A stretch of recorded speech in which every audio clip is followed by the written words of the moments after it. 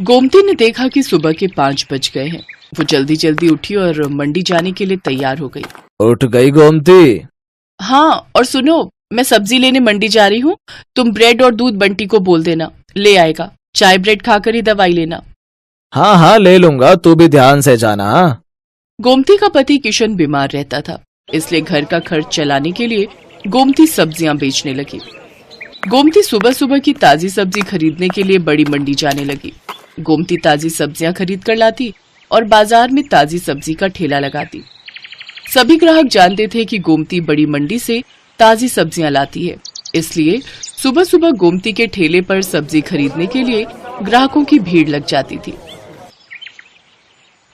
1 kilo आलू, प्याज, टमाटर और हाँ, आधा किलो करेला, भिंडी और अरबी भी कर दो। 1 किलो खीरा निकाल देना।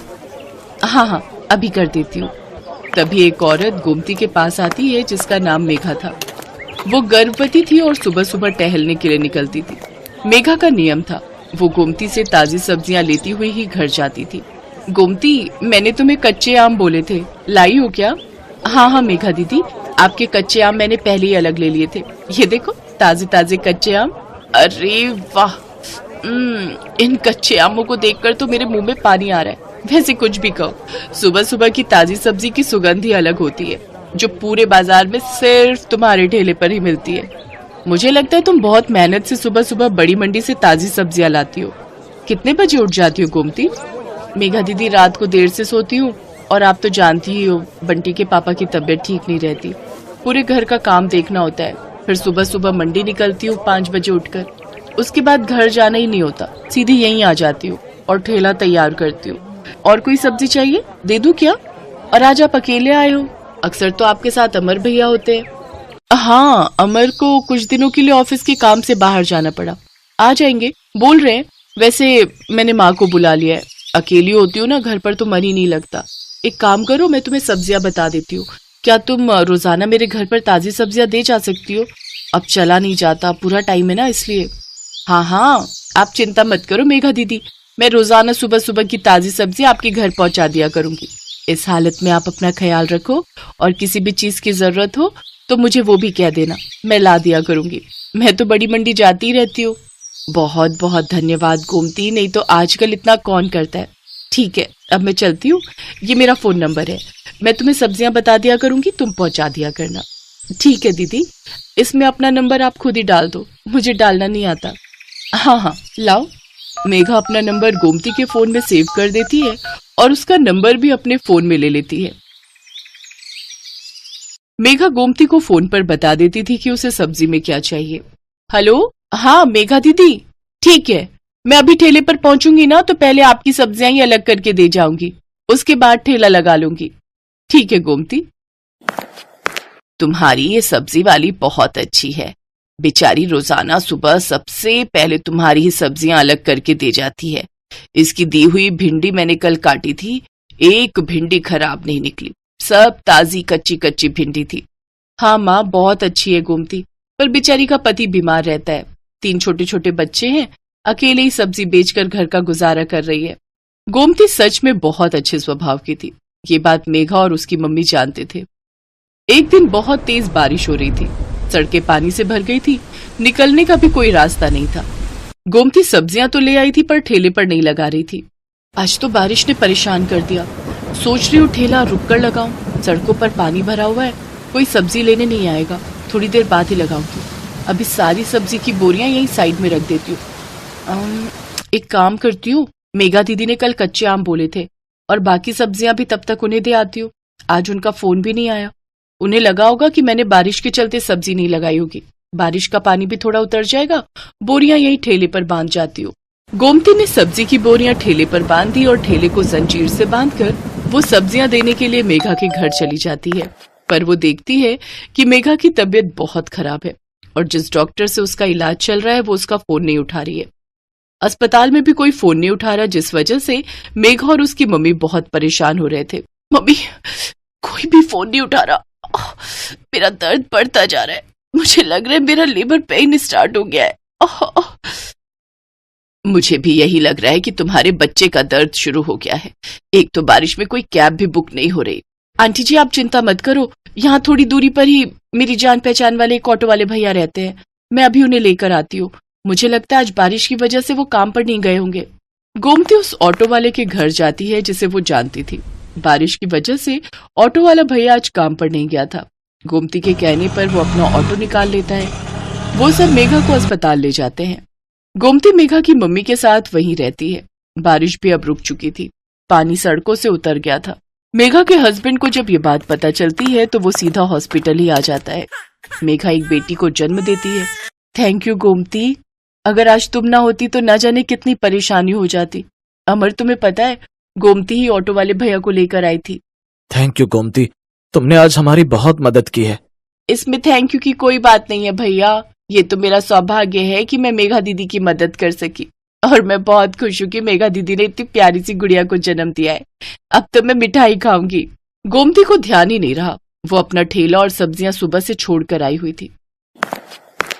सब सब्जी वाले बारिश की वजह से वहां से जा चुके थे। गोमती देखती है उसका ठेला और सब्जियां कोई चोरी करके ले गया। गोमती बहुत रोती है। ये बात जब मेघा और अमर को पता चलती है तो वो गोमती की मदद करते हैं। गोमती, हमारी अपनी दुकान कब से खाली पड़ी थी, अब तुम हमारी दुकान को अपनी सब्जी की दुकान बना लो। अब से तुम दुकान पर बैठकर सब्जी बेचा करो और टेंशन मत लो, हम तुमसे दुकान का कोई किराया नहीं लेंगे। तुम आराम से अपनी सब्जी की दुकान चलाओ। गोमती की आंखों में खुशी के आंसू आ जाते हैं। कुछ समय बाद गोमती का पति किशन भी ठीक हो जाता है। अब वो दोनों मिलकर मेहनत से सब्जी की दुकान चलाने लगे। दुकान बनने की वजह से गोमती के पास और भी ग्राहक बढ़ गए। सब जानते थे कि अगर सुबह सुबह की ताजी सब्जी कहीं मिल सकती है तो सिर्फ गोमती सब्जी वाली की दुकान पर।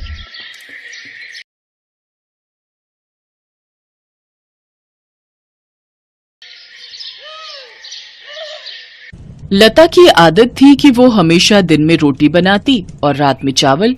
कुछ भी हो जाए, कभी दाल चावल, कभी राजमा चावल, कभी पुलाव, कभी खिचड़ी पर चावल तो बनने ही बनने हैं। कई बार लता की सास विमला उसे इसके लिए रोक चुकी थी, पर लता अपनी इस आदत को बिल्कुल भी नहीं बदलना चाहती थी। बहू, आज खाने में क्या बनाया है? बाबूजी दाल चावल बनाए हैं। आज फिर चावल बना लिए। लता, मेरे तो घुटनों में बहुत दर्द रहता है, मैं रोजाना रात में चावल नहीं खा सकती बहू। दिन में बनाओ तो मैं थोड़े बहुत खा भी लूं। एक काम कर, मेरे और इनके लिए तो तू रोटी ही बना दे। माँ जी, अब आटा गूंथना पड़ेगा, आटा गूंथा हुआ नहीं रखा। कोई बात नहीं बहू, जो बनाया है वही दे दो।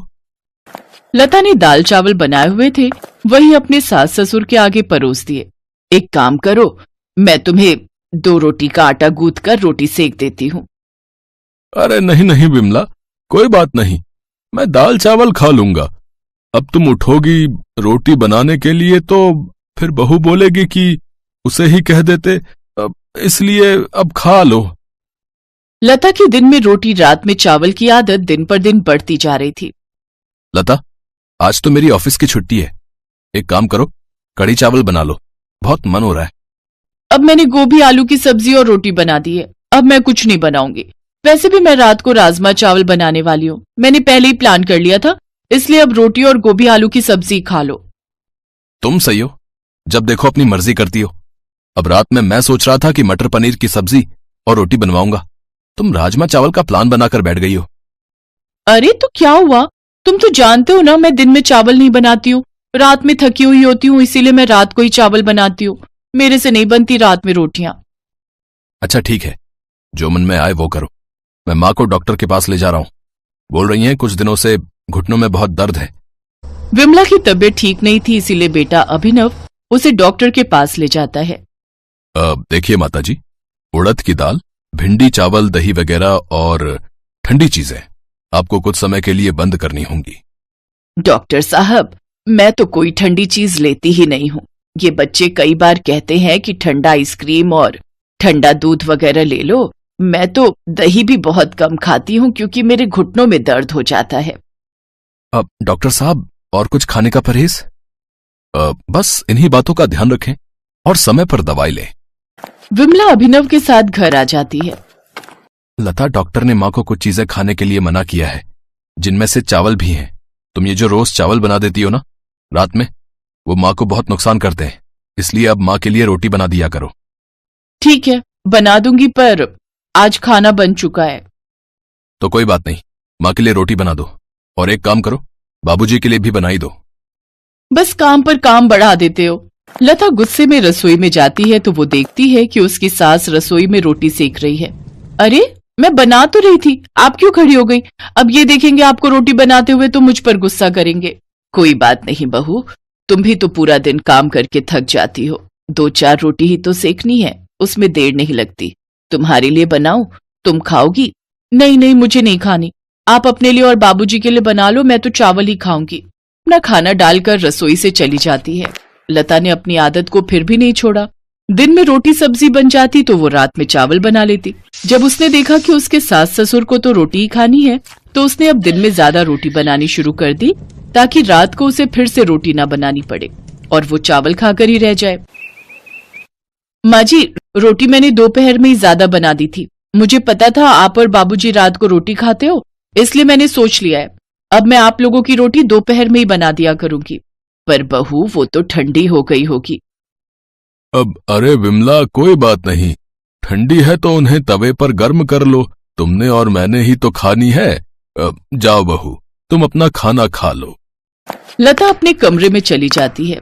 उसके सास ससुर दोपहर की रोटी ही खा लेते हैं।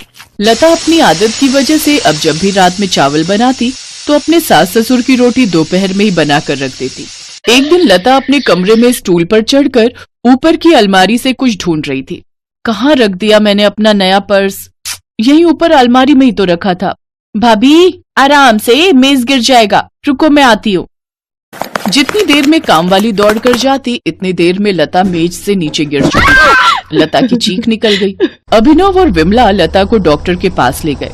लता की रीढ़ की हड्डी का मांस फट गया, जिस कारण लता को कुछ दिनों का बेड रेस्ट हो गया। माँ, ये लता की सारी दवाइयाँ, अभी अगले हफ्ते बुलाया है डॉक्टर ने। बेटा, घबराने की तो कोई बात नहीं है ना? डॉक्टर क्या कह रहा है? पापा, रीढ़ की हड्डी का मांस फट गया है, इसलिए कुछ दिन ठीक होने में लगेंगे, लेकिन लता को पूरा बेड रेस्ट करना होगा। कमर में बहुत दर्द हो रहा है। अरे, मेरी बहू तो बहुत बहादुर है, देखना तुम बहुत जल्दी ठीक हो जाओगी। मैं तुम्हें ताकत की बहुत अच्छी अच्छी चीजें बनाकर दूंगी, जिससे तुम्हें आराम मिलेगा।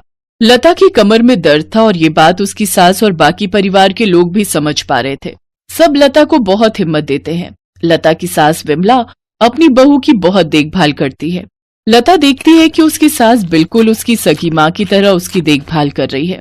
उसे अपने ऊपर बहुत पछतावा होता है कि एक तरफ वो अपने सास ससुर के लिए 2 रोटी बनाने में कितना हिचकिचाती थी और उन्हें दोपहर की ठंडी रोटियां दे देती थी, सिर्फ इसलिए क्योंकि रात में उसे सिर्फ चावल बनाना और खाना पसंद था। उसने अपने सास ससुर की उम्र का लिहाज भी नहीं किया।